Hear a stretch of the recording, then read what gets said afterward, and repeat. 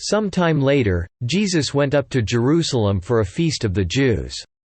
Now there is in Jerusalem near the Sheep Gate a pool, which in Aramaic is called Bethesda and which is surrounded by 5 covered colonnades. Here a great number of disabled people used to lie: the blind, the lame, the paralyzed. One who was there had been an invalid for 38 years. When Jesus saw him lying there and learned that he had been in this condition for a long time, he asked him, "Do you want to get well?" "Sir," the invalid replied, "I have no one to help me into the pool when the water is stirred. While I am trying to get in, someone else goes down ahead of me." Then Jesus said to him, "Get up. Pick up your mat and walk." At once the man was cured. He picked up his mat and walked. The day on which this took place was a Sabbath. And so the Jews said to the man who had been healed, "It is the Sabbath, the law forbids you to carry your mat." But he replied, "The man who made me well said to me, 'Pick up your mat and walk.'" So they asked him, "Who is this fellow who told you to pick it up and walk?"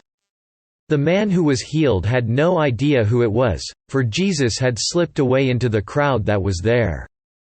Later Jesus found him at the temple and said to him, "See, you are well again. Stop sinning or something worse may happen to you." The man went away and told the Jews that it was Jesus who had made him well. So, because Jesus was doing these things on the Sabbath, the Jews persecuted him. Jesus said to them, "My Father is always at his work to this very day, and I, too, am working." For this reason the Jews tried all the harder to kill him. Not only was he breaking the Sabbath, but he was even calling God his own Father, making himself equal with God. Jesus gave them this answer, "I tell you the truth.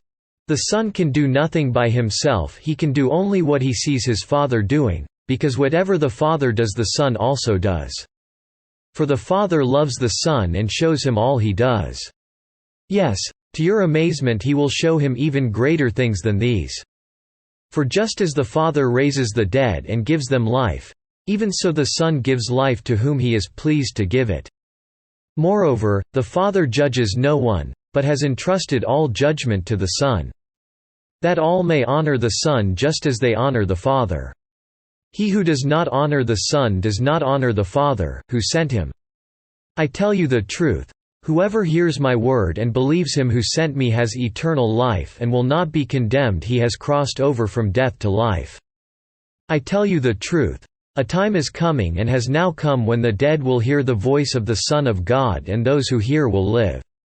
For as the Father has life in himself, so he has granted the Son to have life in himself.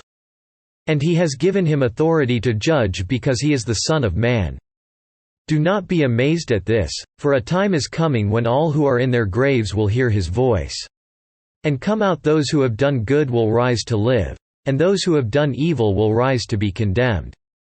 By myself I can do nothing, I judge only as I hear, and my judgment is just, for I seek not to please myself but him who sent me.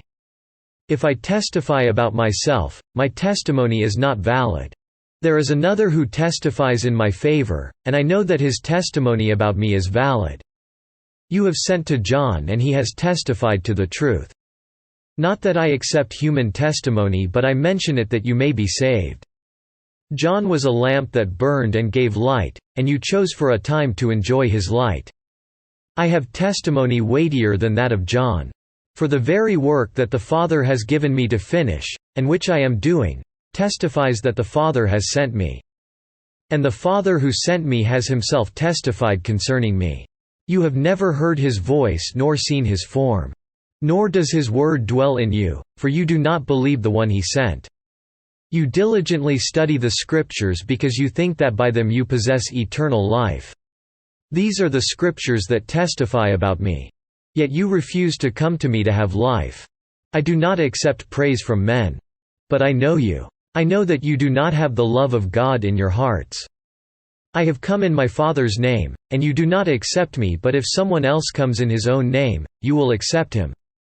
How can you believe if you accept praise from one another, yet make no effort to obtain the praise that comes from the only God? But do not think I will accuse you before the Father. Your accuser is Moses, on whom your hopes are set. If you believed Moses, you would believe me, for he wrote about me. But since you do not believe what he wrote, how are you going to believe what I say?"